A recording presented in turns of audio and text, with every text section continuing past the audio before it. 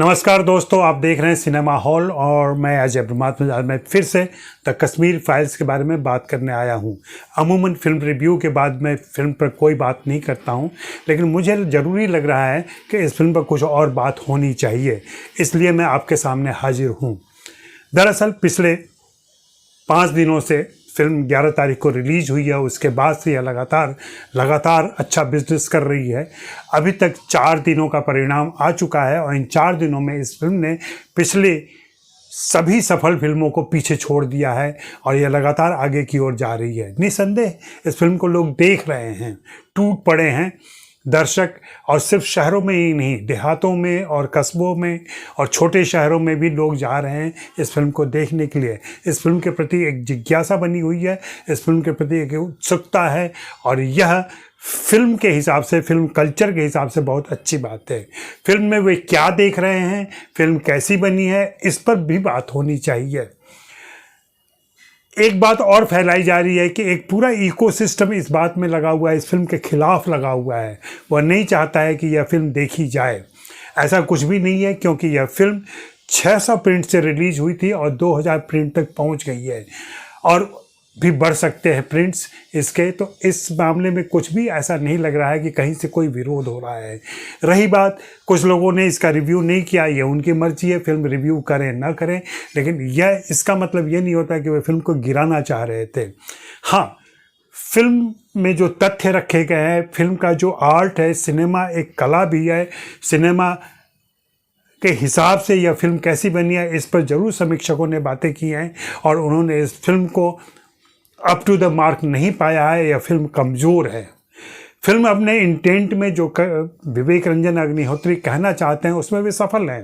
वे अपनी बात कह जाते हैं, वे अपनी बात सुना जाते हैं, वे अपनी बातों से प्रभावित कर रहे हैं, लेकिन क्या वे बात सिनेमा की भाषा में बहुत अच्छे तरीके से कह रहे हैं?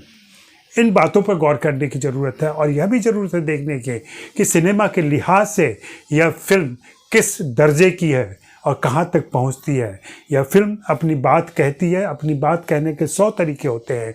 नेता अपने भाषण से कहते हैं, लेखक अपने किताबों से करते हैं और फिल्में अपने माध्यम से करती हैं, लेकिन पहला उसका जो ज़रूरी शर्त है वो ये है कि उसको फिल्म भी होना चाहिए। यह फिल्म की क्वालिटी पर, फिल्म के व्याकरण के हिसाब से उन चीज़ों को तोड़ती है और तोड़ती ही नहीं है बल्कि उसका पालन भी नहीं करती है और अपने तरीके से बात कहती है। आप कह सकते हैं कि यह आज़ादी मिलनी चाहिए हर निर्देशक को कि वह जैसे चाहे वैसे फिल्म बनाए, बिल्कुल मिलनी चाहिए, लेकिन हमें यह देखना चाहिए क्या वह फिल्म आर्ट के पर्पस को भी सॉल्व करती है। अगर नहीं करती है तो फिल्म कहीं ना कहीं कमज़ोर है।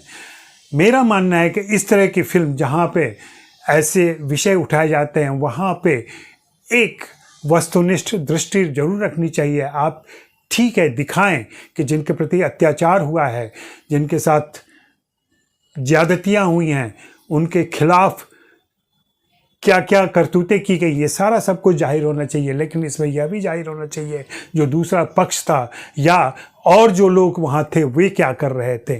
इस फिल्म में हम कश्मीरी पंडितों के ऊपर हो रहे अत्याचार को तो देखते हैं, नंगी आंखों से देखते हैं, बहुत क्रूर रूप में देखते हैं, लेकिन हम यह नहीं देख पाते हैं कि उनके समर्थन में जो लोग खड़े थे, चाहे वे हमदर्द मुसलमान हों, चाहे दूसरे धर्मों के लोग हों, उनका क्या हुआ। या ऐसे लोग जो दहशतगर्द नहीं थे, जो उनके साथ नहीं थे आतंकवादियों के, उन मुसलमानों का क्या हुआ। कश्मीरी पंडित वहाँ से पलायन के, यह अपने आप में अफसोस की बात है और उनके प्रति पिछले 32 साल में अभी तक कोई ऐसा फैसला नहीं आया है। मुझे लगता है कि ये सही वक्त है। इस फिल्म ने जैसे जिज्ञासा बढ़ाई है और क्यूरोसिटी बढ़ाई है, यह वक्त है कि वर्तमान सरकार इस पर श्वेत पत्र जारी करे कश्मीरी पंडितों पर, और यह मांग उठनी चाहिए कि श्वेत पत्र जारी हो कि यह सामूहिक पलायन था या नरसंहार था, क्या था। ये बातें होनी चाहिए। अगर बात उठी है तो बात अपने परिणाम तक भी पहुंचे। आप फिल्म जरूर देखें, फिल्म से प्रभावित भी हों, फिल्म के बारे में प्रचार करें, और अगर कोई फिल्म पसंद नहीं कर रहा है तो उसकी भी बात सुने कि क्यों नहीं पसंद कर रहा है, उसे कहाँ कहाँ कमियां दिख रही हैं। ऐसा ना कि गाली गलौज पे उतर जाएं। वैसे हमारी बात से कोई खुश हो, चाहे गालियां 1000 दे, लेकिन हम तो अपनी बात कहेंगे, हम अपने विचार जरूर रखेंगे। हम चाहेंगे कि अगर आप कश्मीर मामले को समझना चाहते हैं, कश्मीर के बारे में डिटेल में जानना चाहते हैं, तो इस फिल्म को देखने के बाद निश्चित रूप से कुछ किताबें जरूर पढ़ लें। इसमें एक अशोक कुमार पांडे हैं हिंदी के लेखक, उनकी 2 किताबें हैं। एक तो है कश्मीर नामा, दूसरे है कश्मीर और कश्मीरी पंडित। इन किताबों का आप हिंदी में पढ़ सकते हैं। इसके अलावा 2 अंग्रेजी की किताबें हैं। मिर्ज़ा वाहिद की लिखी हुई है द कोलैबोरेटर, यह किताब भी आप पढ़ के देखें। दूसरी किताब है the moon has blood clots, इसे राहुल पंडिता ने लिखा है। इन चारों किताबों को पढ़ें तो आप पूरे परिवेश, पूरे परिप्रेक्ष्य, पूरी पृष्ठभूमि को बहुत अच्छे तरीके से समझ सकते हैं और ये जो उन्माद है उस पर आराम से सोच सकते हैं कि आप की उत्तेजना कितनी जायज़ है और कितनी इस फिल्म के जरिए भड़का दी गई है।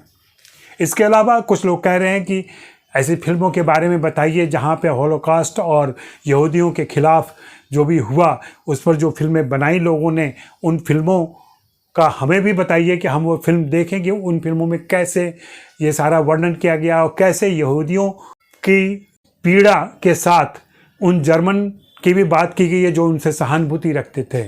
तो ऐसे दोस्तों के लिए, ऐसे दर्शकों के लिए मैंने कुछ फिल्मों की लिस्ट जुटाई है जो अपने दोस्तों से मांगी थी मैंने, और उन्होंने लिखाया, बताया है इसके बारे में।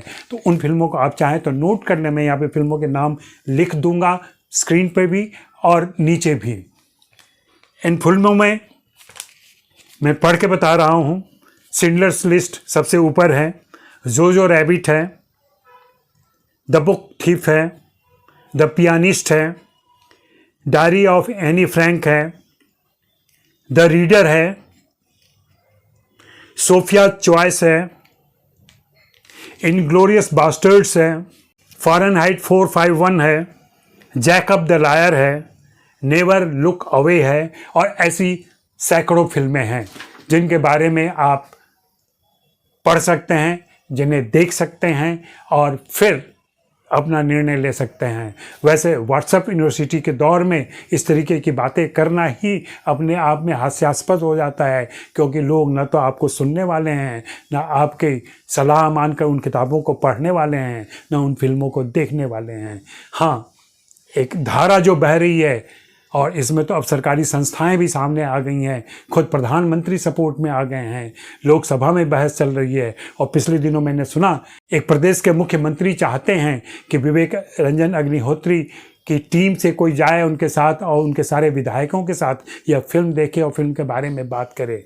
जब माहौल ऐसा हो, इस फिल्म को गुजरात, हरियाणा और मध्य प्रदेश में टैक्स फ्री कर दिया गया है, तो आप समझ सकते हैं कि इसको कैसा समर्थन कहाँ से मिल रहा है।